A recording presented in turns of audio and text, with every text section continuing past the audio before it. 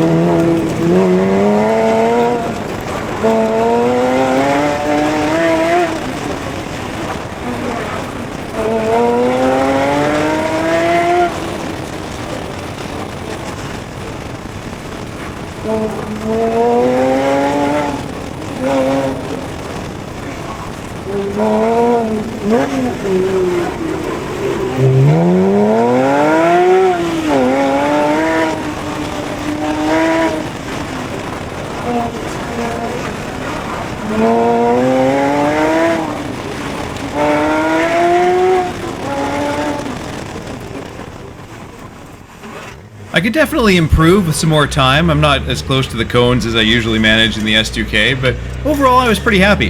This was good enough for second in Raw for the weekend too. We won't talk about packs for this car. Anyway, next we headed to Oliver. Hey, so we survived autocross and made it here to Area 27. Yeah, going to be a learning process this time because I've only been here in this car once before a couple years ago, and it was, well, one, it was a million degrees when we were here. Fortunately, it's only about half of that now. But also, the car has an extra 150 horsepower or so since last time, so all of my memories of braking markers and such are pretty much irrelevant. I think I'm going to take it a bit easy the first session and slowly work into it, but we'll see how that goes. So I did try to take it easy the first session. Sure, I immediately matched my PB on the first lap, but with this much extra power on a big track, that is taking it easy. From there though, it was really all about relearning the track. I've only been here twice before and only once in this car 2 years ago. And with the DeMan engine and the shorter gearing, not only are the braking points all different, but even the optimal lines have changed significantly.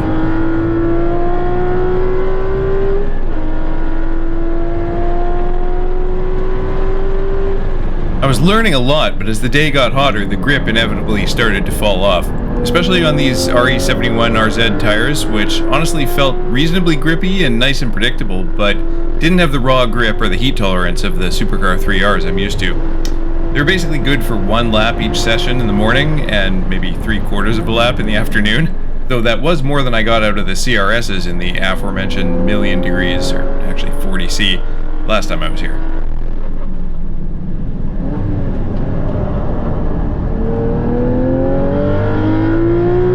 So this one ended up being my best lap of the day in the third session right before lunch.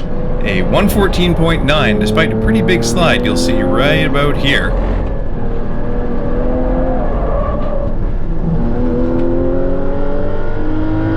As you can see on the delta on the phone, that cost me the better part of a second.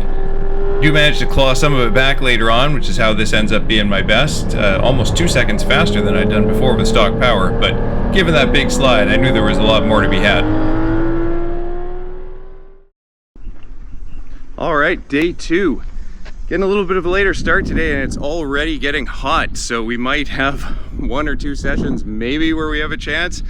But on the plus side, I guess it's a plus, my best lap yesterday, as you maybe already saw, had a massive mistake in it. So, you know, low-hanging fruit there. If I can just kind of keep it together for the rest of the lap, I should be able to improve. We'll see if I actually do. I like how I get progressively more haggard as the trip elapses. So, first session I managed a 14.8 thanks to the better conditions, but I didn't get a great lap in. Was starting to get worried that I wouldn't get a chance as the day was getting hotter. Next session, though, started with this one. Alright, and quite a little snap to kick it off.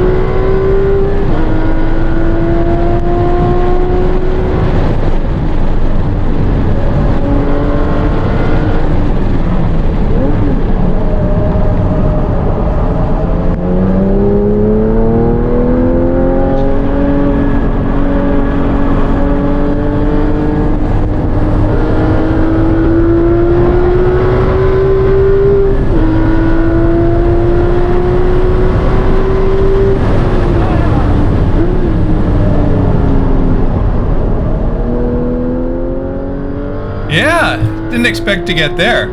You can see I immediately locked back in to try for more, but it wasn't going to happen. Tires are still only good for one very hot lap. Anyway, I knew I'd left a few tenths on the table with that snap right at the start, but otherwise I improved pretty much everywhere and was really excited to get into the 13s. Figured that was probably it, but then went out next time and found myself immediately up half a second despite forgetting to turn off the traction control or open the exhaust valves. It was really starting to get hot though, so the question was, could I hold on to it?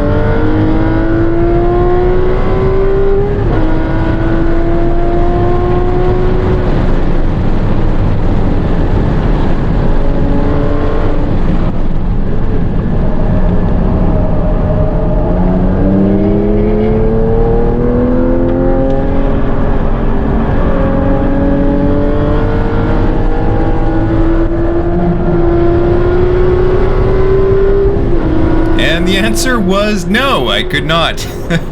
Maybe if I'd remembered to turn the traction control off, I could have saved that slide in 9 without losing quite so much time. It really bogged down once it really started to lose it. Oh man, I'm losing everything here. Windshield wipers are going.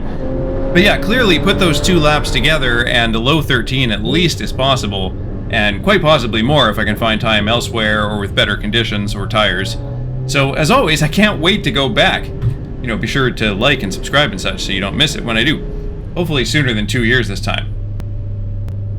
But for now, that is it for me. Until next time, maybe I'll see you out there.